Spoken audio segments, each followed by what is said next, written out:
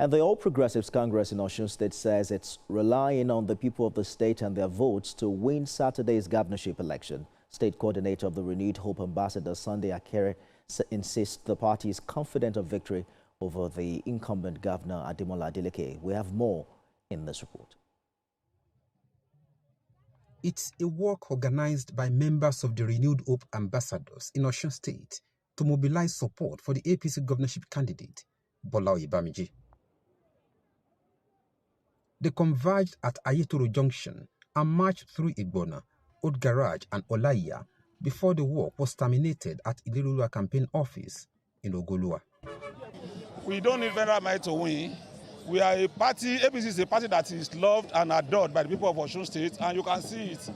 Within 18 hours, we mobilized the structure of Renewed Hope ambassadors. If you want to mobilize the entirety of our structure, it's over 95,000 in Osun, but we just said a few should come around and show their support to Asiwaju Renewed Bola Oyebamiji, and that is what we are witnessing here today. You can see the support of the people.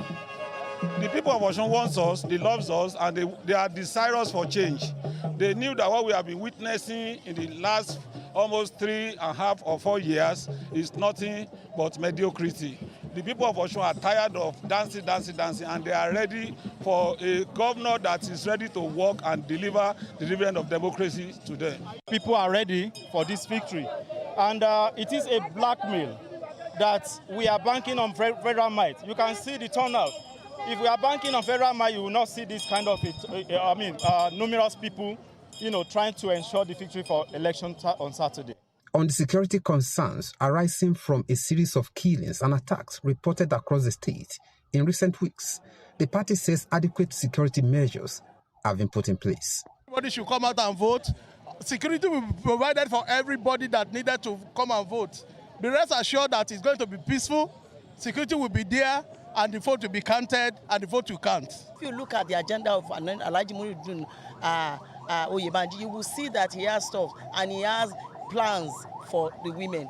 You want to talk about a microcredit program, you want to talk about health care, primary health for women and their children, you want to talk about productivity. Alhaji Muhyiddin Ambo is there. So the women should expect prosperity. As the grand finale of the APC campaign holds on Thursday at Nelson Mandela Freedom Park in Osogbo, party faithful expressed confidence in the capacity of Bola Oyebamiji to turn around the fortunes of the state if elected on Saturday. Rafiu Hamid, TVC News. Let's bring in Ladia Wotinde, political affairs analyst, for more on this development. Mr. Wotinde, thank you for joining us on TVC News at 7. Precisely, what do you say is at stake in this election politically that has made it so competitive in the days leading up to Election Day?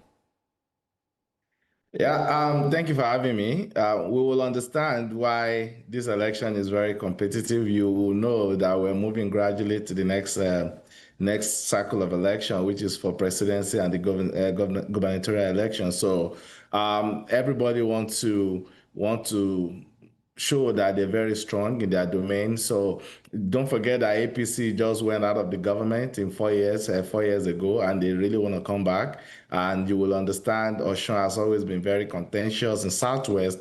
During the last election, it was the only state the president lost. I'm sure they don't want a repeat of that because that went to PDP the last election in 2023. So they don't want a repeat of that. So this time around, it's very contentious, it's very hot. And but for whatever it is, I mean, we will encourage people to keep campaigning with utmost sense of decency, not forgetting that the life of the people is important. Both parties should focus on electioneering just like they're doing now, making sure that people come out to vote. You will understand that way before now, a turnout of election in Nigeria since the introduction of card reader has been on the average of 37% of registered voter. I will be looking forward to have over 55 to 60% of people come out in Osun State to cast their vote and exercise their franchise next Saturday. So the contention is very clear. Reason why it is like this is also very clear.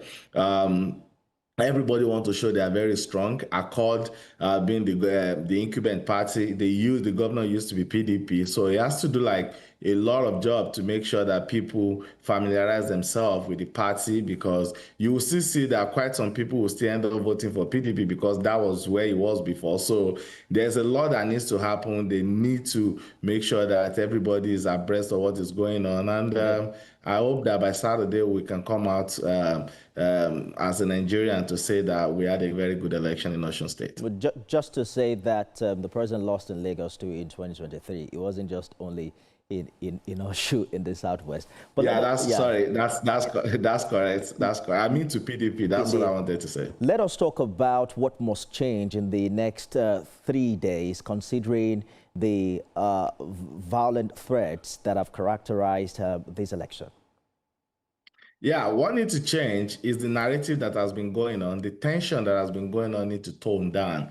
They need to tone down the tension. It's been quite a lot of upheaval everywhere. I know some people are scared. I mean, we speak to people from the state, and quite a number of people are scared, not sure what is going to happen on election day. So the narrative of violence needs to be toned down massively. People need to have the confidence to go out and vote. People need to come out boldly to exercise their franchise to whom they support, their preferred candidate. There's been a lot of inciting. There's been a lot of accusation and counter-accusation from different political parties. That need to be heavily toned down. They need to give people confidence, both the incumbent and the party trying to come in.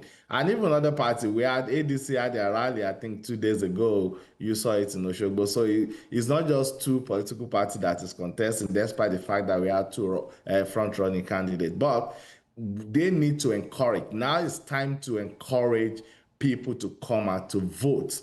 The era of having less than 40% of people to cast their votes in a gubernatorial election should be over. We should be having over 60% of electorate coming out to cast their vote. But when there is level of tension that we have right now, it's definitely going to discourage people. And that is not good for democracy. That's not good for the state. That's not good for all of us. Good place to leave it. Political affairs analyst Ladia Otinde, thank you so much for talking to us. Thank you so much for having me. It's my pleasure.